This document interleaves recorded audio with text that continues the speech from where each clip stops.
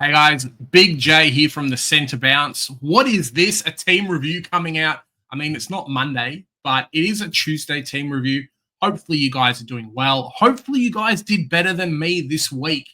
We'll go over the team, but bringing in a certain player at a certain price point over others has kind of hurt me a little bit this week. And I'm not too happy about it, but we do have plans to finish the team, which is great. No problems there. It is just maybe not what we're looking for, but stay tuned. We're making some plans, doing some trades this week, and should be a fun one.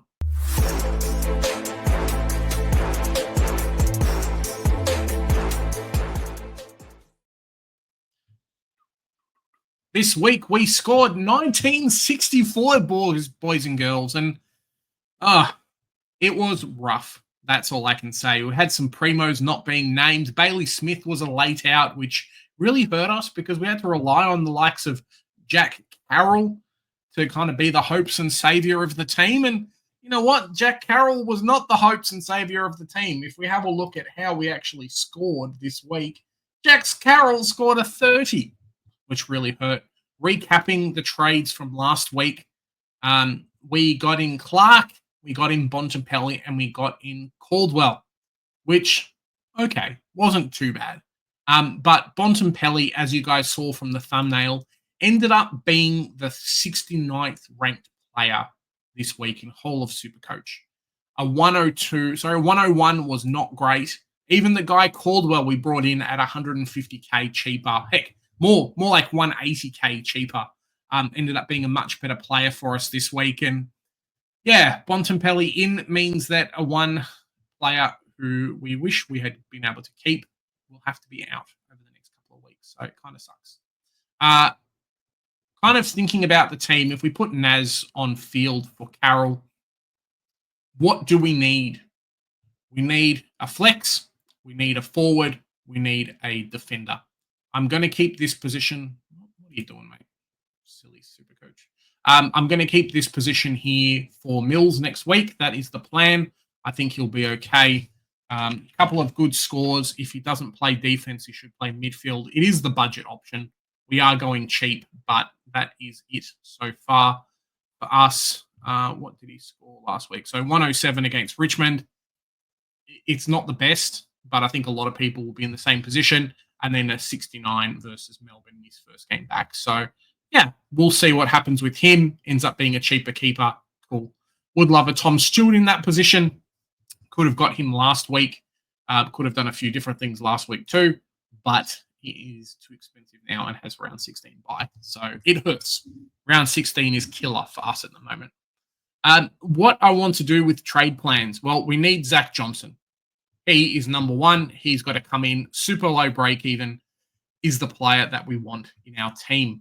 We need to offload some cash from our bench, what cash there is. And it looks like Cam McCarthy might actually be named as well. So we might look at bringing him in from West Coast. Thinking of going Carroll. Now, I did kind of go through a little bit more in depth my reasoning behind a few of these trades and whatnot in our members live stream. So if you guys haven't already, if you're interested, it's only $5 a month. It's not too bad. We live stream every Tuesday. We will do a lot for AFLW when it comes through as well. And just general Supercoach talk and stuff. Get a few of the fans to jump on and whatnot. Looking at Carroll out this week, he does have a low-ish break. Even if we just see here, 34, you'd assume that he might be able to get that versus West Coast. He might not even play. If he doesn't play, well, then our hands are forced anyway. But to do the trade that I want to do, which sets me up for next week, he needs to go. Similar to Campbell Gray, if he had any chance of coming back in God's name, I would do it. I would get rid of Gross or Hustwaite instead, but I think he's done for the year. And then another one who's done for the year is Old Faithful in Levi Ashcroft. From trade plans, we move Gross to there, which frees up a mid spot. We can bring in Zach Johnson into the team. 113k. There you go. I need a McCarthy in the back line. There is Jackson from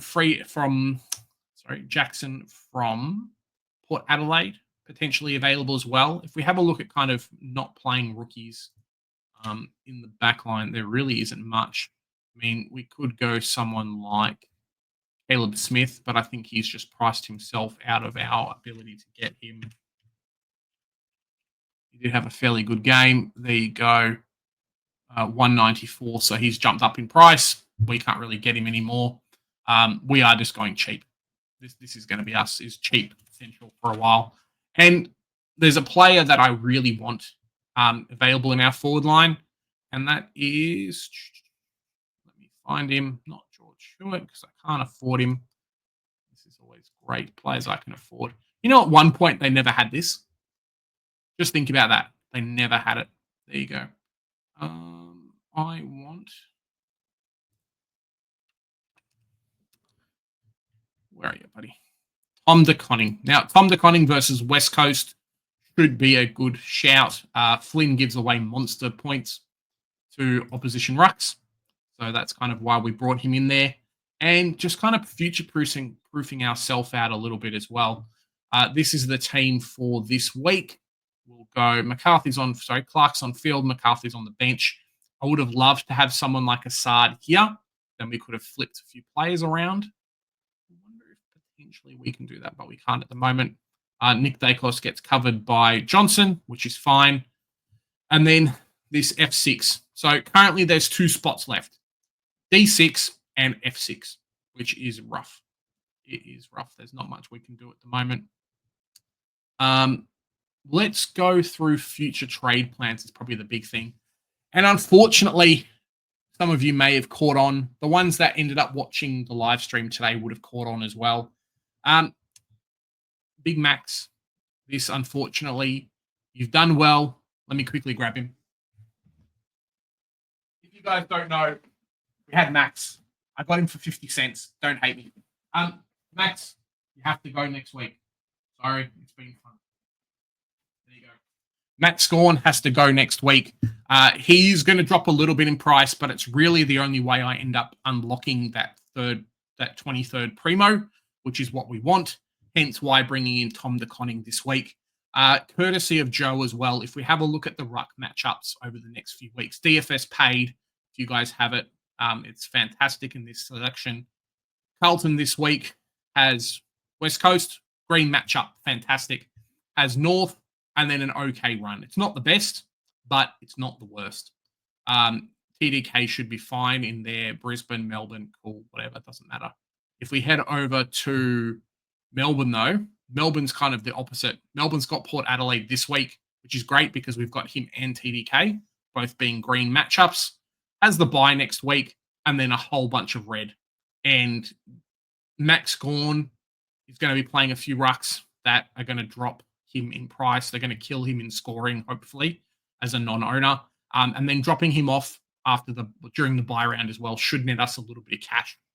So if I quickly pull up the calculator, the plan currently for next week, and this is all arising from something that hopefully you guys have picked up from the thumbnail of this video as well, is we brought in Bontempelli, and Bontempelli really hurts.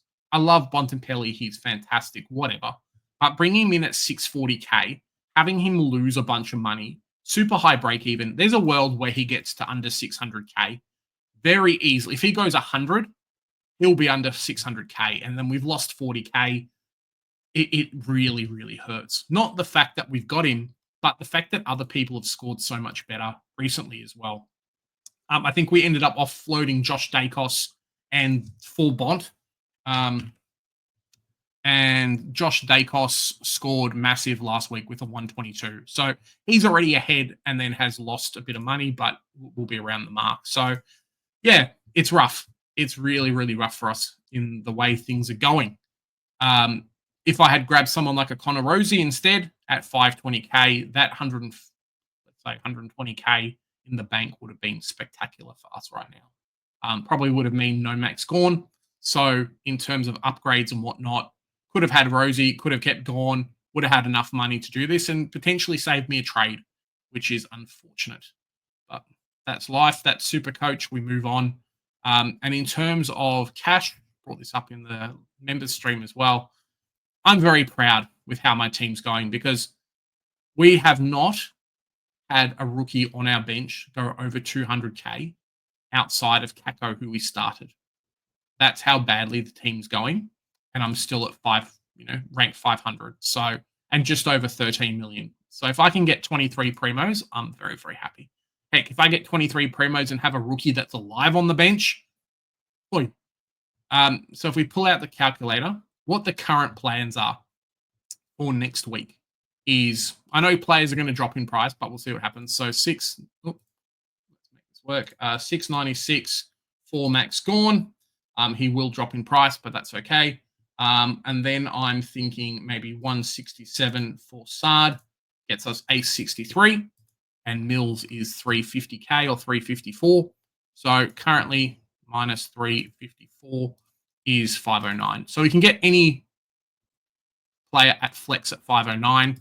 I think what we're going to end up doing, though, is potentially offloading someone like a Tom Gross to a Branch, because I think Branch will play at some point, and we just need him to play at some point.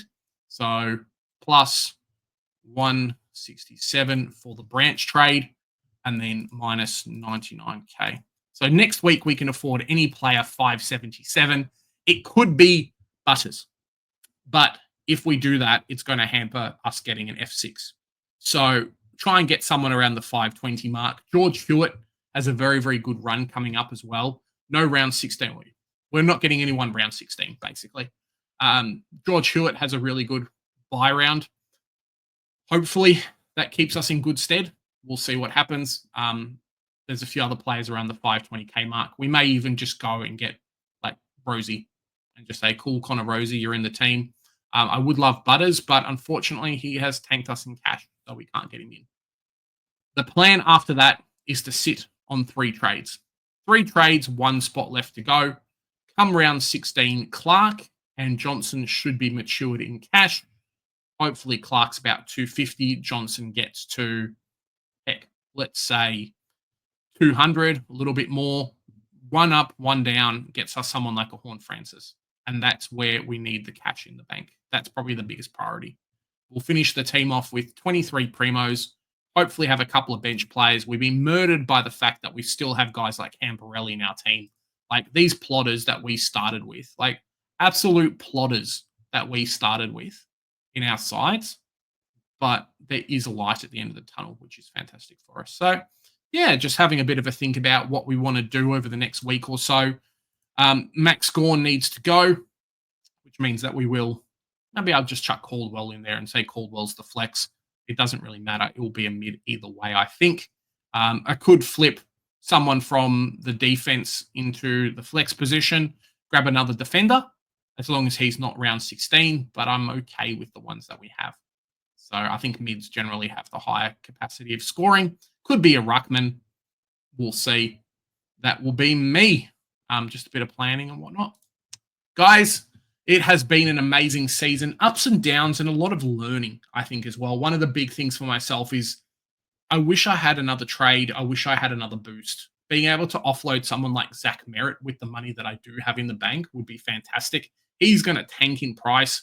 15K gets me Butters, which is what, could end up being the trade for next week, but we'll see what happens there. Hopefully you guys did better than me in Supercoach. Boy, it has been a rough week. But my brother got married on the weekend, so I'm very, very happy there. Kind of a nice, relaxing. I didn't even think I watched any AFL this weekend. So, yeah, happy the Roos won. Max Gorn going next week, unfortunately. Live stream on Thursday for the drive home at 5:30. Stick around for that. It's going to be a lot of fun. And if you guys have any questions, comments, who should I bring into my team? Just watch out for the buy rounds is probably my feelings there. Shoot me a message, Twitter, Facebook, Instagram, whatever it is. I'm happy to have a chat. Because here at the Centre Bounce, we do the hard work, so you guys don't have to. Hopefully you've stuck around till this long. We'll catch you in the next one.